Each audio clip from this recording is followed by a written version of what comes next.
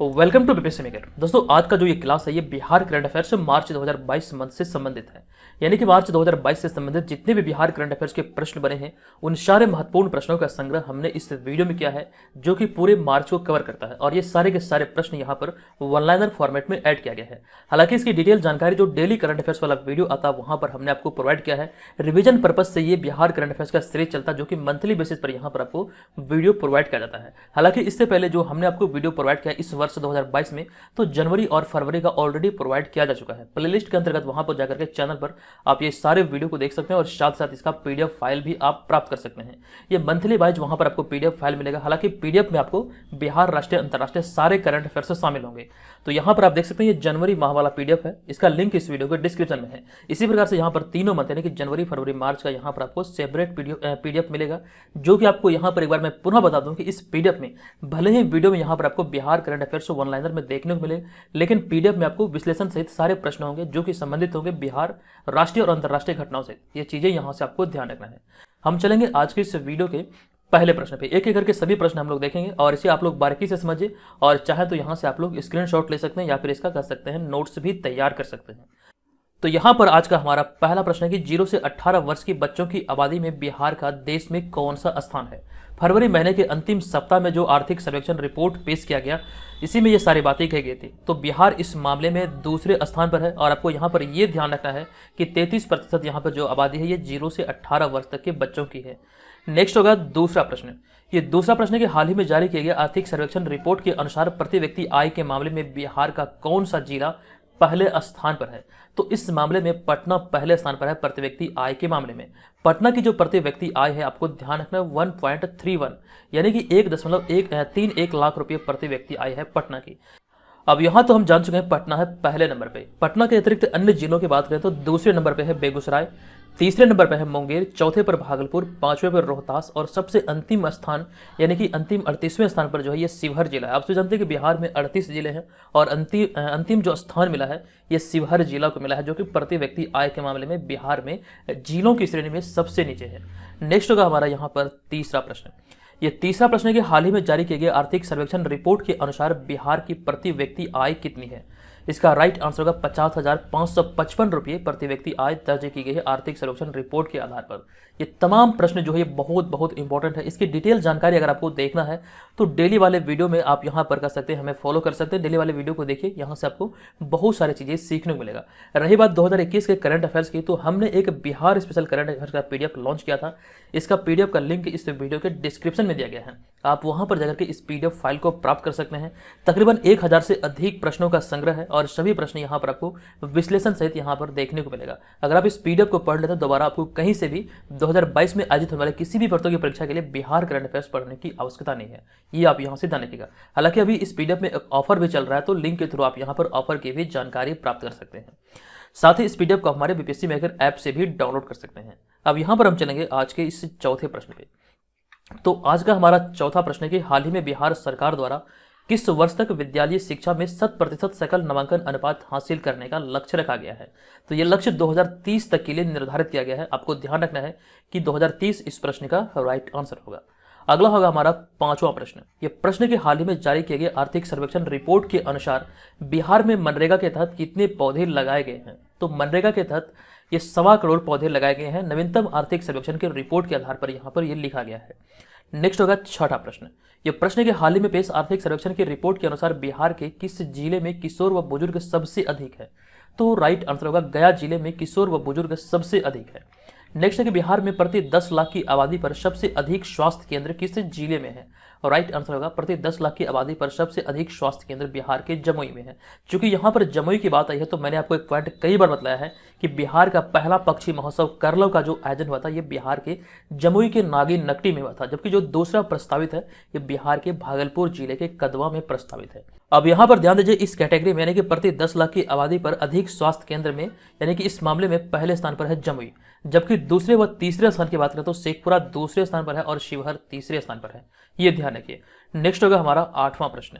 यह प्रश्न के हाल ही में पेश किए गए बिहार बजट में राज्य के कितने शहरों को मॉडल टाउन बनाने का लक्ष्य रखा गया है। तो राइट आंसर होगा बिहार के 6 शहरों को मॉडल टाउन बनाने का लक्ष्य रखा गया है। ये 6 शहर हैं मुजफ्फरपुर, बिहार शरीफ, मुंगेर, सुपौल, बोध गया और राजगीर। तो कुल मिलाकर ये 6 शहरों को मॉडल टाउन के रूप में कह सकते हैं विकसित किया जाएगा।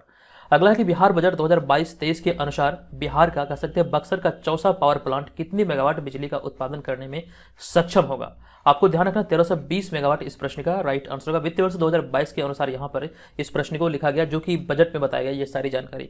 देखिए यहाँ पे हमने चर्चा की है बिहार के बक्सर के चौसा की। चौसा के बारे में आपको एक पॉइंट बता दूं कि बक्सर जिला के अंतर्गत ये चौसा एक स्थान है और गंगा नदी जो बिहार में प्रवेश करती है ये चौसा से ही प्रवेश करती है, जबकि बिहार के क्षेत्र को गंगा नदी कटिहार जिले में छोड़ती है।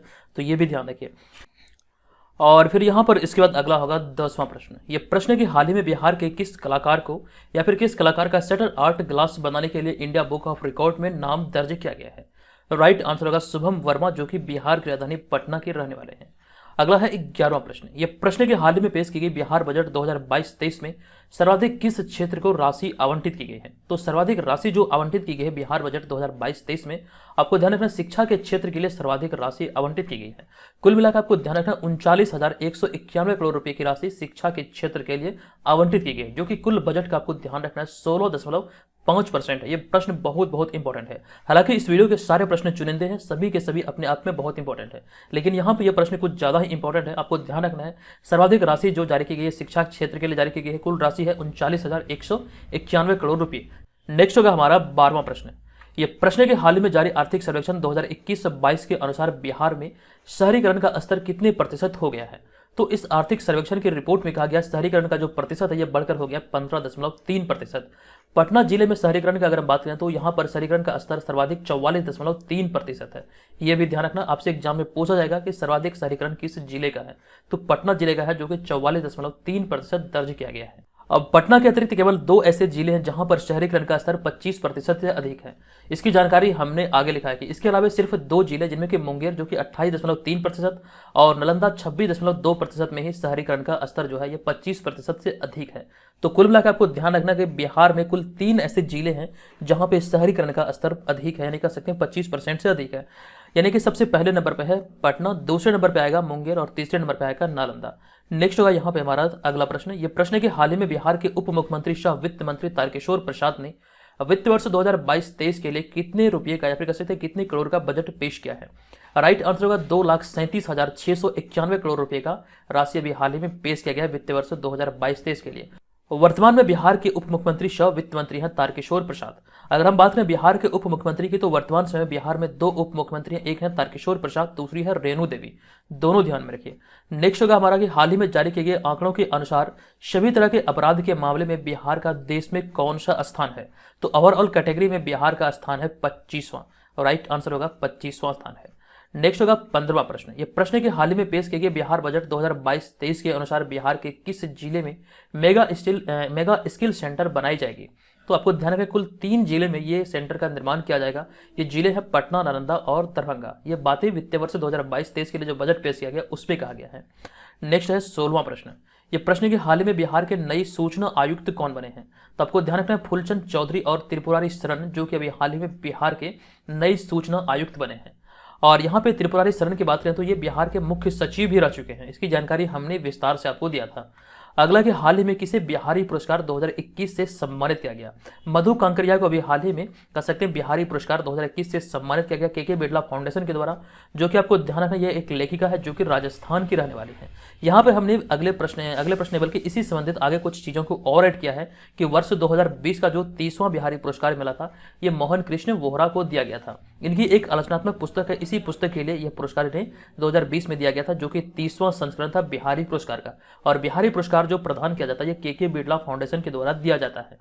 अब यहाँ पे अगला है 18वां प्रश्न। यह प्रश्न है कि हाल ही में भारत के प्रथम राष्ट्रपति डॉक्टर राजेंद्र प्रसाद की कौन सी पुण्यतिथि मनाई गई है। अभी हाल ही में डॉक्टर राजेंद्र प्रसाद की 59वीं पुण्यतिथि मनाई गई। आपको ध्यान रखना 59वीं इस प्रश्न का राइट आंसर होगा, यानी कि 59th। आपको यहाँ पर इस बारे में कुछ जानकारी और दे दूं कि इनका जन्म यानी कि डॉक्टर राजेंद्र प्रसाद जो कि भारत के प्रथम व द्वितीय राष्ट्रपति बने थे। आपको ध्यान रखना इनका जन्म 3 दिसंबर 1884 को जीरादेई सिवान बिहार में हुआ था। अब यहाँ पे अगर हम जीरादेई ग्राम की बात करें तो जीरादेई ग्राम को महात्मा गांधी ने अपने शब्दों में तीर्थ स्थल कहकर संबोधित किया था। ये चीज आपको ध्यान रखना, ये टर्म जो है बहुत इंपॉर्टेंट है, आपके एग्जाम में पूछे जा सकते हैं। नेक्स्ट होगा हमारा यहाँ पर 19वां प्रश्न। लेकिन उससे पहले आपको कुछ जानकारी दे दूं कि जो आगामी एग्जाम को देखते हुए बीपीएससी मेकर ऐप पर टेस्ट सीरीज चल रहा है, जो कि खास करके 67वीं बीपीएससी सीडीपीओ आदि एग्जाम को देखते हुए ही डिजाइन किया गया है। हालांकि ये बिहार के सभी भर्तियों की परीक्षाओं के लिए इंपॉर्टेंट है, लेकिन मुख्य रूप से ये बीपीएससी और सीडीपीओ पे केंद्रित है। यहाँ पर 50 प्रैक्टिस सेट का एक ऑनलाइन टेस्ट सीरीज चल रहा है। आप यहाँ पर ज्वाइन करके डेली बेसिस पर एक टेस्ट को अटेंड करके अपनी तैयारी का सही तरीके से आंकलन कर सकते हैं। एक ऑफर चल रहा है, तो ऑफर का भी आप लोग लाभ उठाइए और इसे जरूर ज्वाइन कीजिए। इसे ज्वाइन करने का फायदा यहाँ पर आपको यह होगा कि इस कोर्स के अंतर्गत आपको बहुत सारे मटेरियल मिलने वाले हैं। एक तो यहाँ पर यह होगा कि यहाँ पर आपको ऑनलाइन टेस्ट मिलेगा और इसका पीडीएफ फाइल भी उपलब्ध किया जाएगा। साथ साथ यहाँ पर आपको करंट अफेयर्स मिलेंगे। जितने भी हमारे द्वारा करंट अफेयर्स अभी तक बताए गए हैं 2020 से अब तक के सारे करंट अफेयर्स आपको बीपीएससी मेकर ऐप पर मिल जाएगा। जब से यहाँ पर आप मेंबरशिप लेंगे तब से ये 1 वर्ष तक के लिए वैलिड रहेगा और साथ साथ पिछला जितना मतलब कर सकते हैं प्रीवियस मटेरियल हमारे एप्लीकेशन पर है वो आपको निःशुल्क मिल जाएगा। और साथ साथ यहाँ से आपकी बिहार जीके की भी संपूर्ण तैयारी होगी। 2 वॉल्यूम में यहाँ पर आपको पीडीएफ मिलेगा जो कि आपके लिए वरदान सिद्ध होगा। इसके अलावा बीपीएससी प्रीवियस ईयर का क्वेश्चन सेट यहाँ पे आपको मिलेगा प्रारंभिक परीक्षा का, और भी कई सारे स्टडी मटेरियल है, कई सारे नोट्स है जो कि आपको इस एप्लीकेशन पे मिल जाएगा। तो जल्दी से एप्लीकेशन को डाउनलोड कीजिए।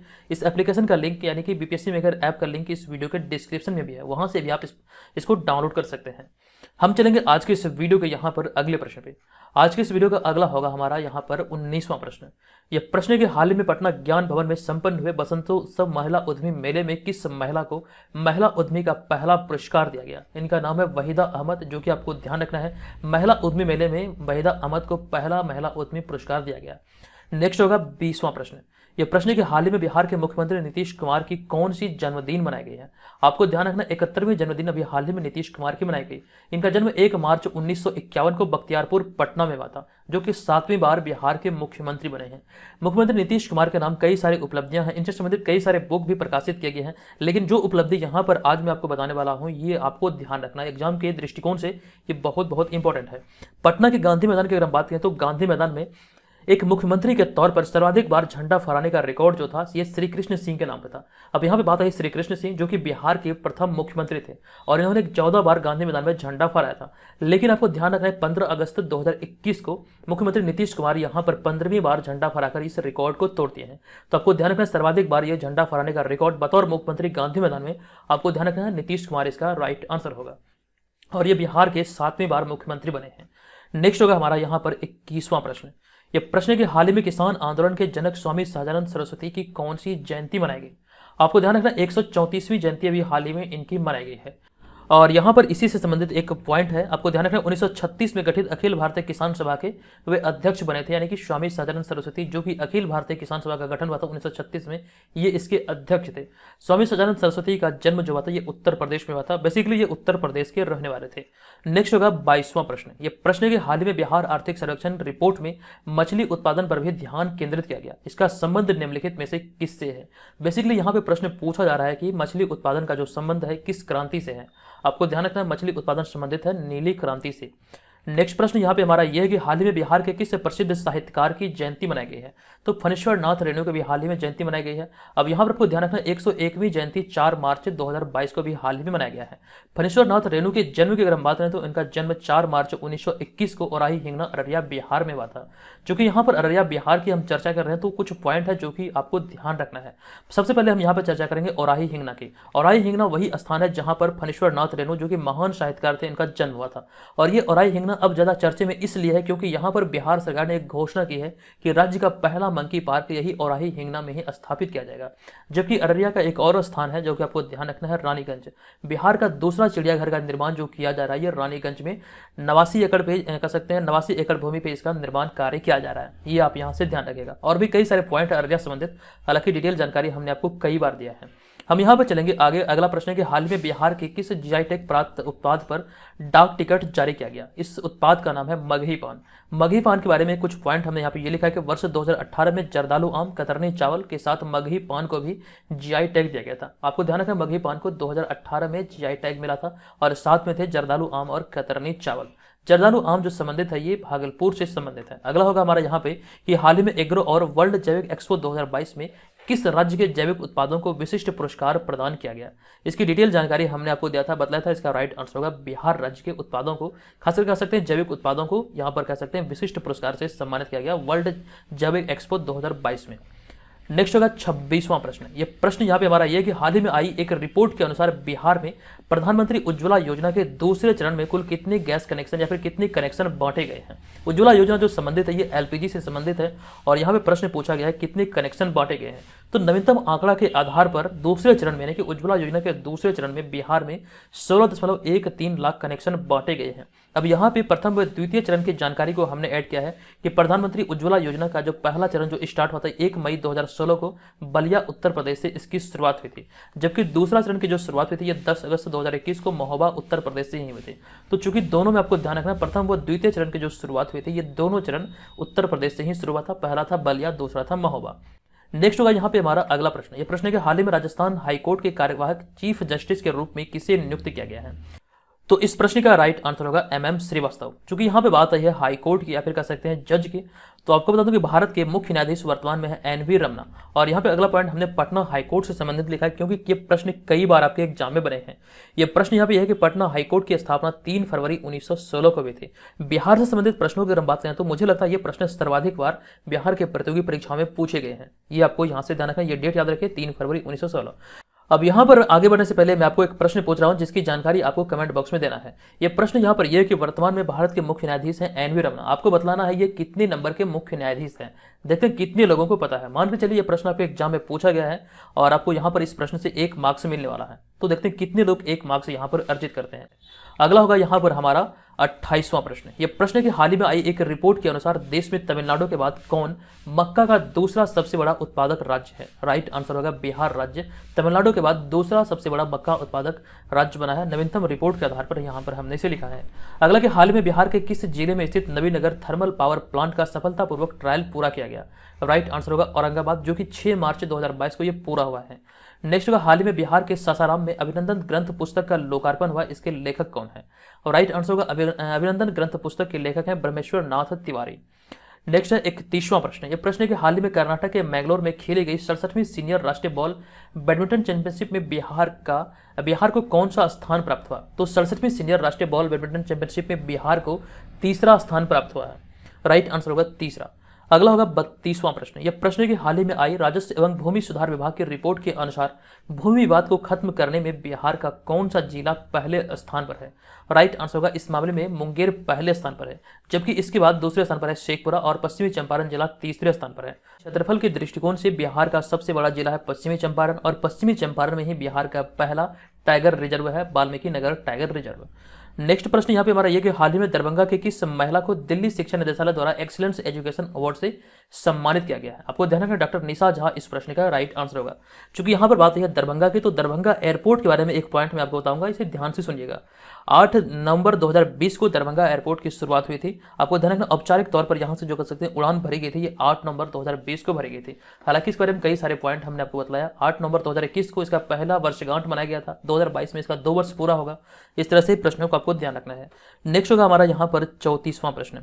यह प्रश्न है कि हाल ही में बिहार के संदीप नागर ने 335 यूनिट ब्लड स्टोर करने का इंडियन बुक ऑफ रिकॉर्ड में अपना नाम दर्ज करवाया है। तो आपको प्रश्न पूछा गया वह बिहार के किस जिले के रहने वाले हैं, यानी कि संदीप नागर बिहार के किस जिले के रहने वाले हैं। राइट आंसर होगा वैशाली। अगला होगा 35वां प्रश्न। यह प्रश्न है कि हाल ही में या फिर कह सकते हैं बिहार की पहली नदी जोड़ो परियोजना के तहत वर्ष 2022 में किन 2 नदियों को जोड़ा जाएगा। राइट आंसर होगा बूढ़ी गंडक और बागमती नदी को जोड़ा जाएगा। अब यहाँ पे हमारा अगला है 36वां प्रश्न। यह प्रश्न है कि हाल ही में 8 मार्च 2022 को मनाई गई अंतर्राष्ट्रीय महिला दिवस पर बिहार विधानसभा में किस महिला विधायक को विधानसभा स्पीकर की जिम्मेदारी दी गई थी। और इस प्रश्न का राइट आंसर होगा ज्योति देवी। आपको ध्यान रखना बहुत इंपॉर्टेंट ये प्रश्न है। 8 मार्च को प्रत्येक वर्ष अंतर्राष्ट्रीय महिला दिवस मनाया जाता है और इस अवसर पर जो जिम्मेदारी दी गई थी विधानसभा स्पीकर की, आपको ध्यान रखना ज्योति देवी को दी गई थी। हालांकि यहाँ पर आपको ध्यान रखना बिहार विधानसभा के स्पीकर श्री विजय कुमार हैं। और हमारा अगला प्रश्न है कि हाल ही में बिहार के किस जिले में फल्गु नदी पर रबर डैम के निर्माण की घोषणा की गई है। तो रबर डैम के निर्माण की घोषणा बिहार के गया जिले में फल्गु नदी पर की गई है। फल्गु नदी को ही निरंजना नदी नाम से जाना जाता है और इसी नदी के किनारे या फिर कह सकते हैं इसी नदी के तट पर भगवान बुद्ध को ज्ञान की प्राप्ति हुई थी वैशाख पूर्णिमा की रात में।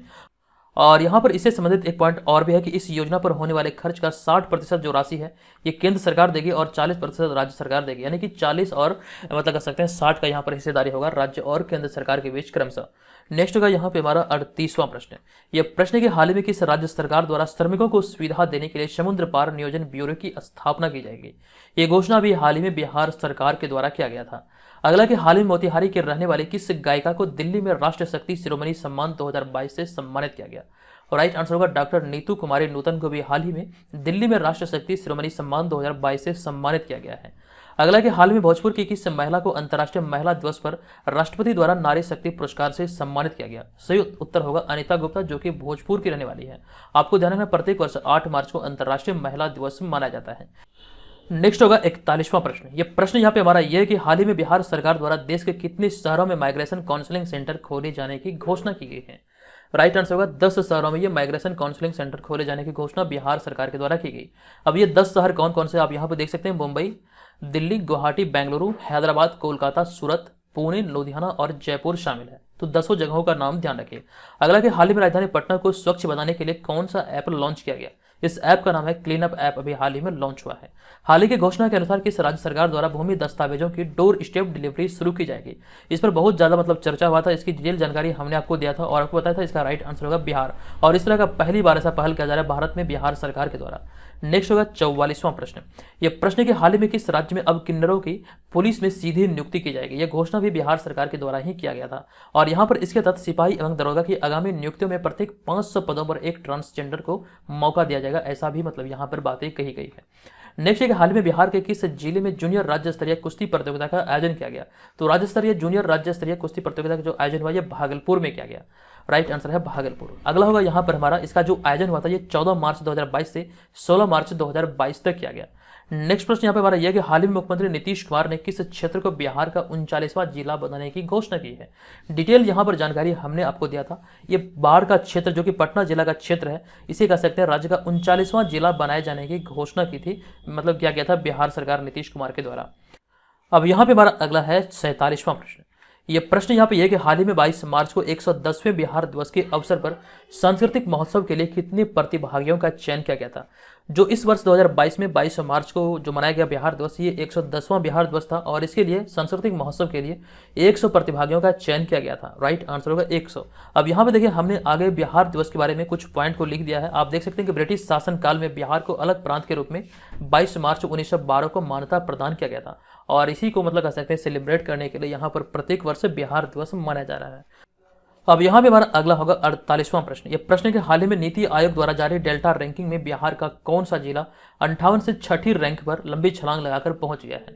ये जिला है पूर्णिया जिला, जो कि पूर्णिया प्रमंडल के अंतर्गत आता है। पूर्णिया प्रमंडल में कुल 4 जिले हैं, यह है पूर्णिया, किशनगंज, अररिया और कटिहार। आपको ध्यान रखना यहाँ पर जो डेल्टा रैंकिंग जारी की गई, नवीनतम डेल्टा रैंकिंग के आधार पर जो पूर्णिया जिला है ये 58 से 6ठी रैंक पर पहुंच गया है। नेक्स्ट होगा 49 नंबर प्रश्न, लेकिन उससे पहले एक जानकारी यह भी है कि आकांक्षी जिलों में शामिल 117 जिलों में ओवरऑल 6ठा स्थान मिला है पूर्णिया को। 49वां प्रश्न यहाँ पे यह कि हाल ही में समाज सेवी अमित कुमार पासवान को 2022 का भीमराव अंबेडकर राष्ट्रीय पुरस्कार से सम्मानित किया गया।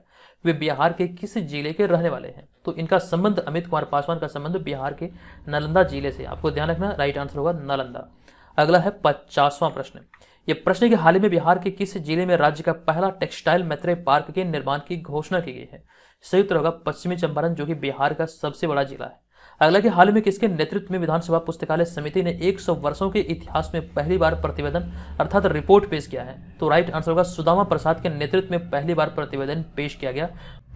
अब यहाँ पे देखिए बिहार विधानसभा की हमने बात की है, तो बिहार विधानसभा के बारे में कुछ पॉइंट हमने यहाँ पे ये लिखा है कि बिहार विधानसभा की स्थापना 7 फरवरी 1921 को हुआ था, या फिर इसी दिन बिहार विधानसभा की पहली बैठक आयोजित हुई थी। और इस प्रकार वर्ष 2022 में 7 फरवरी को बिहार विधानसभा ने अपने स्वर्णिम इतिहास का 100 साल पूरा किया है।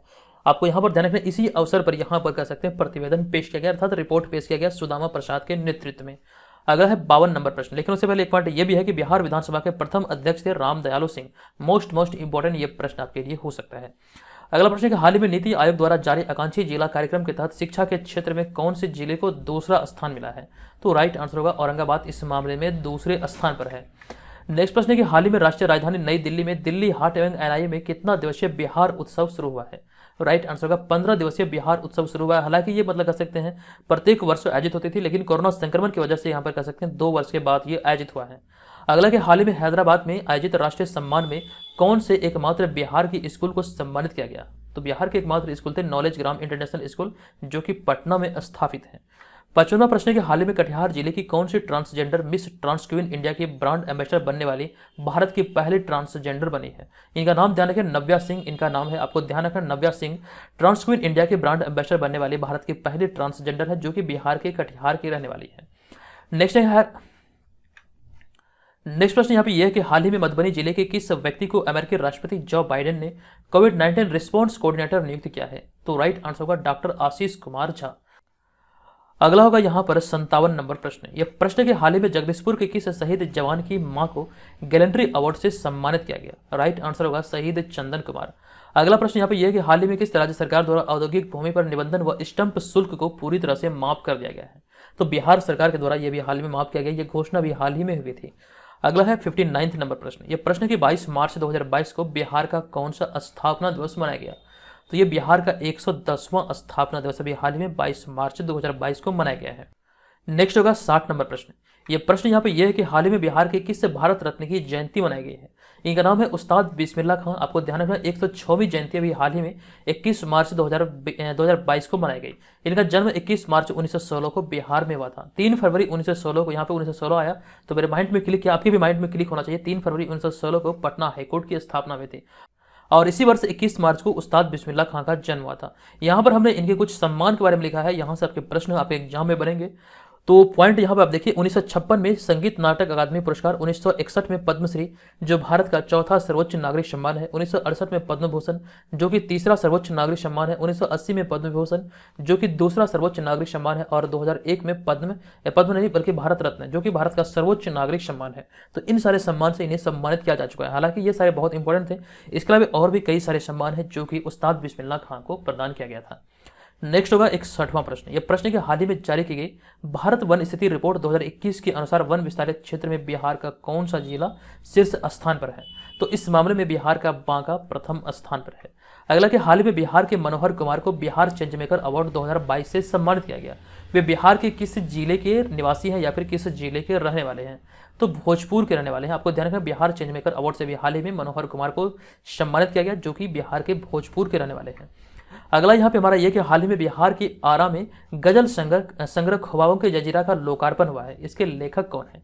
तो ख्वाबों के जजीरा जो गजल संग्रह का लोकार्पण हुआ, इसके लेखक हैं सरफराज असर। राइट आंसर होगा सरफराज असर। यहाँ पर अगला प्रश्न है कि हाल ही में बिहार दिवस के मौके पर किस देश में भारतीय राजदूत अभय कुमार जो कि नालंदा के रहने वाले हैं, इन्होंने अपनी नई पुस्तक the book of Bihari literature की घोषणा की है? राइट आंसर होगा मेडागास्कर। आपको ध्यान रखना है, अभय कुमार जो कि बिहार के नालंदा के रहने वाले हैं, ये भारतीय राजदूत के तौर पर मेडागास्कर में यहाँ पर अपनी सेवा दे रहे हैं और यहीं पर अपनी नई पुस्तक की घोषणा की है। इस पुस्तक का नाम है the book of Bihari literature. अगला होगा 65वां प्रश्न। यह प्रश्न कि हाल ही में चारा घोटाला केस में सजा काट रहे बिहार के किस पूर्व सांसद का निधन हुआ है?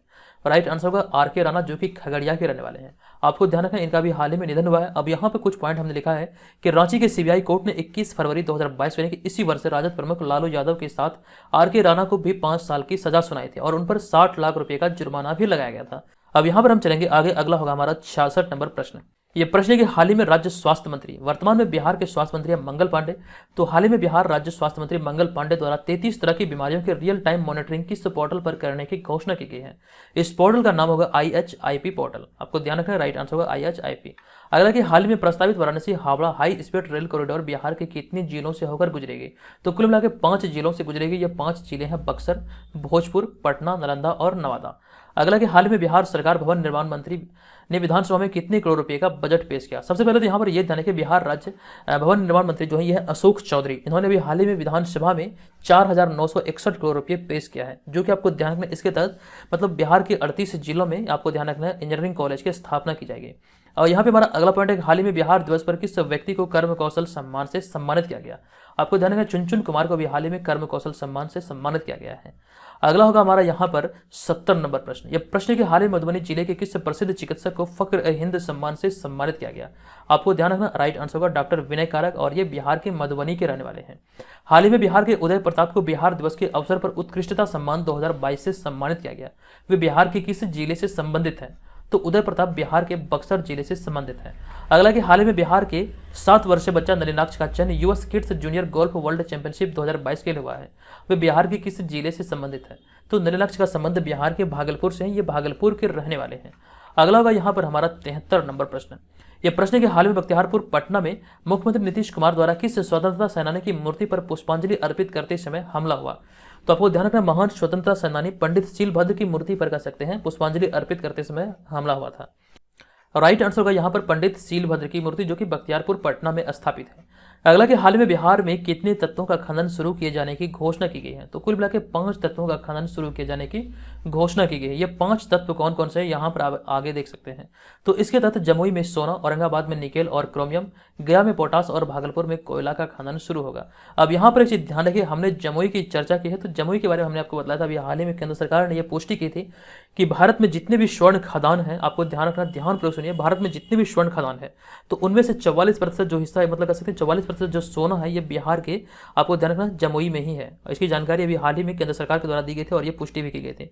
अब यहाँ पर इसी में हमारा अगला प्रश्न है कि हाल ही में आयुष पद्धति को बढ़ावा देने के लिए केंद्र सरकार ने बिहार में कितने Ayush health and wellness centre खोलने की घोषणा की है?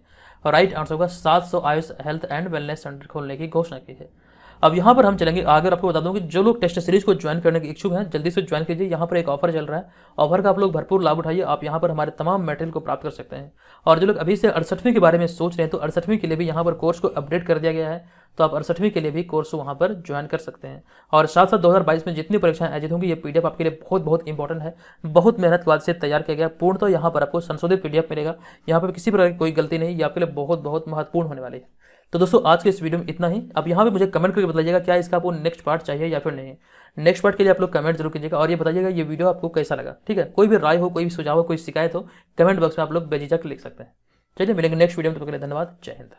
ये जानकारी यहाँ पर यह है कि बेसिकली आपको एक प्लेटफॉर्म के बारे में मुझे जानकारी देना है। ये प्लेटफॉर्म आपके लिए कैसे कार्य करेगा, कैसे ये आपके लिए उपयोगी होगा, क्या इसका बेनिफिट है, क्या इसका इम्पैक्ट होगा आपकी लाइफ पर, आपके एग्जाम पर, आपकी कह सकते तैयारी पर, वो सारी बातें यहाँ पर मैं आपको बताऊंगा। थोड़ा सा आपका समय लूंगा, आप लोग से ध्यानपूर्वक सुनिएगा। पहली बार ये मैं आपको बता रहा हूँ तो आपको सुनना चाहिए। ठीक है, अगर आप हमारे रेगुलर व्यूअर हैं तो यहाँ पर समझिए मैं आपको क्या बताने वाला हूँ। तो बेसिकली एक एप्लीकेशन है प्ले स्टोर पर जो कि IQ Arena नाम से है, आप यहाँ पर देख सकते हैं। आप प्ले स्टोर पर IQ Arena लिखकर सर्च कर सकते हैं, इसे डाउनलोड कर सकते हैं। बेसिकली यह ऐप जो है यहाँ पर आपको ध्यान रखना, मॉक टेस्ट आपके लिए उपलब्ध करवाती है और यहाँ पर आप इस मॉक टेस्ट में पार्टिसिपेट करके ह्यूज अमाउंट में कैश और रिवार्ड जीत सकते हैं। अब यहाँ पर बात आती है कि आप इसमें पार्टिसिपेट कैसे करेंगे। सबसे पहला काम आपको करना है, गूगल प्ले स्टोर या फिर ऐप स्टोर से आपको IQ Arena ऐप को डाउनलोड करना है। उसके बाद यहाँ पर एप्लीकेशन पे आप रजिस्टर कीजिए। रजिस्टर करने के बाद होम पेज पर बीपीएससी मेकर का ये कह सकते हैं एक बैनर आपको दिखेगा। एक्सप्लोर वाले बटन पे आप जब क्लिक करेंगे तो कुछ इस प्रकार से आपको टेस्ट वहाँ पर देखने को मिलेगा। आप यहाँ पर सारी जानकारी को देख सकते हैं। जो विनिंग अमाउंट है ये 2500 रुपये का है और यहाँ पे जो स्लॉट है ये 500 छात्रों का स्लॉट है, यानी कि इस टेस्ट में 500 छात्र पार्टिसिपेट कर सकते हैं। ये एक शेड्यूल टाइम होता है, यहाँ पर आप कर सकते हैं उस समय के अनुसार आप टेस्ट दे सकते हैं और अपनी रैंकिंग के अनुसार, यानी कि टेस्ट में आपका जैसा परफॉर्मेंस रहेगा आपकी रैंकिंग तय होगी और रैंकिंग के अनुसार ही यहाँ पर आप राशि जीत पाएंगे। लेकिन यहाँ पर आपको ध्यान रखना, इस टेस्ट को ज्वाइन करने के लिए आपको एक राशि प्रदान करनी पड़ेगी, यानी कि जो ज्वाइनिंग अमाउंट होगी वो आपको यहाँ पर देनी होगी। लेकिन इसके लिए आपको घबराने की जरूरत नहीं है। ज्वाइनिंग अमाउंट आपको हमारे बीपीएससी मेकर के रेफरल ID से मिल जाएगा। जब आप एप्लीकेशन को डाउनलोड करेंगे तो रेफरल ID जब वहाँ पर मांगा जाएगा तो वहाँ पर आप बीपीएससी मेकर डालेंगे, उसके बाद ये 10 रुपया आपके खाते में मिलेगा, जिसके बाद यहाँ पर आप लोग इस टेस्ट को ज्वाइन कर पाएंगे। और ध्यान दीजिएगा यहाँ पर जो ये टेस्ट है ये बिहार जीके और करंट अफेयर्स का है। जो बिहार जीके का नोट्स आपको प्रोवाइड किया गया, जो करंट अफेयर्स आपको दिया गया है, वही सारे प्रश्न भी यहाँ पर आपको देखने को मिलेगा जो कि बीपीएससी मेकर ऐप के द्वारा आपको प्रोवाइड किया गया था, जो हमारे कोर्स में आपको मिलते हैं वही सारे क्वेश्चन है। तो यहाँ पर 10 रुपये आपको प्रदान किया जा रहा है आपके वॉलेट में, तो 10 रुपये में आप पार्टिसिपेट कीजिए और यहाँ पर देखिए आपको एक अच्छा अनुभव होगा, जो कि बीपीएससी के दृष्टिकोण को ध्यान में रखते हुए ही इस टेस्ट को यहाँ पर तैयार किया गया है। डबल फायदा यहाँ पर ये हो रहा है कि आप यहाँ पर टेस्ट को मतलब अटेंड कर रहे हैं, अपनी तैयारी का सही तरीके से आकलन कर रहे हैं और साथ साथ यहाँ पर आप अमाउंट भी जीत रहे हैं। ये आपके लिए एक बहुत बड़ी बात होगी। यहाँ पर आप इस स्लाइड में देख सकते हैं, इस साइड वाले मतलब कर सकते हैं इमेज में, ये सोलंकी नाम करके है जो 2500 रुपये की राशि इन्होंने फर्स्ट प्राइज जीता, जो कि नंबर 1 पे थे। उसके बाद नंबर 2 पे है 1500 रुपये की राशि के साथ और यहाँ पर नंबर 3 पर है 1000 रुपये की राशि के साथ। तो ये सारी चीजें यहाँ पर आपको इस एप्लीकेशन को देखने को मिलेगा। हालांकि यहाँ पर आप रेगुलर टेस्ट में पार्टिसिपेट करके लाखों रुपये तक कमा सकते हैं। ये चीजें आपको यहाँ से ध्यान रखना है। बस आपको प्ले स्टोर से एप्लीकेशन को डाउनलोड करना है और डाउनलोड करने के बाद जो हमारा रेफरल ID है बीपीएससी मेकर आप यहाँ पे देख रहे हैं, और ये डालने के बाद आपको आपके आईडी में 10 रुपया वहाँ पर शो करने लगेगा और उस 10 रुपये से आप इस टेस्ट को ज्वाइन कर पाएंगे। तो जल्दी से इस एप्लीकेशन को आप लोग डाउनलोड कीजिए। और साथ ही इससे संबंधित कोई भी प्रश्न आपके मन में हो तो आप कमेंट बॉक्स में यहाँ पर बेझिझक लिख सकते हैं।